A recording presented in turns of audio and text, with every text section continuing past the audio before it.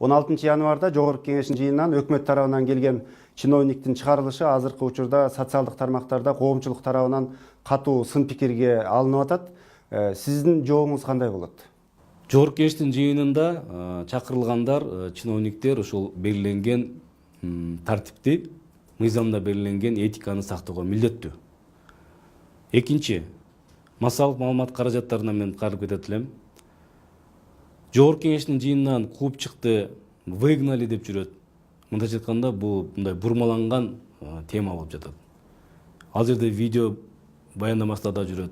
Мен Жогорку Кеңештин комитеттин чечимине ылайык ошол отурган чиновник тизмеде жок экен деген белгилеп, жыйындан сиздин бара беришиңизди суранам деген маселе менен кайрылдым.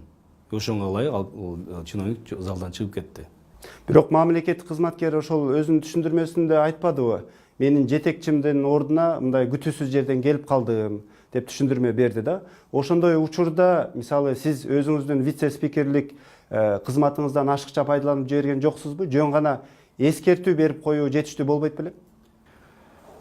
Мүмкүн төрагалык кылуучу Жогорку Кеңештин депутаттарынан кандайдыр бир сын пикир түшкөндө, тигил бул баяндамачыга, бул жерде Токтор Алмазбек Сатиевичтин тарабынан конкреттүү сын пикир түшүп атат баяндамачыга. Ошонго ылайык төрагалык кылуучу же мен сөзсүз анга маани беришим зарыл. Бул жерде экинчи себеп, ошол чакырылган чиновник берилген суроолорго так жооп бере албай, кагаз жүзүндө жооп беребиз, башка жүзүндө маалымат беребиз деген мындай депутаттар да ынандырган жок. Жалпы керек болсо ошол көрүп жаткан коомчулук болсо аларды дагы жообу ынандырган жок. Мына дагы бирден бир себеп ошол болду. Ошондуктан мына ушундай чечим кабыл алууга туура келди. Мына социалдык тармактын колдонуучулары вице-спикер чынында эле катуу айтып койду. Өзүнүн мындай атасы менен тең адамга орой формада жыйындан чыгарып жиберди деген пикирлерди айтып атышат да. Сиз ал адамдан улуу киши катары кечирим сурайсызбы? Биринчиден, мамлекеттик кызматта улуу киши деген болбойт. Экинчиден, бул өкмөт менен парламент ортосунда дагы конкреттүү маселе боюнча бул жерде талкуу болот. Бул жерде биз сый көрүп кетиңиз же башка маселеге кирип кетиңиз деген чакыруу болбойт. Экинчиси айткан боюнча, бул кечиримдүүлүк улуу касиет.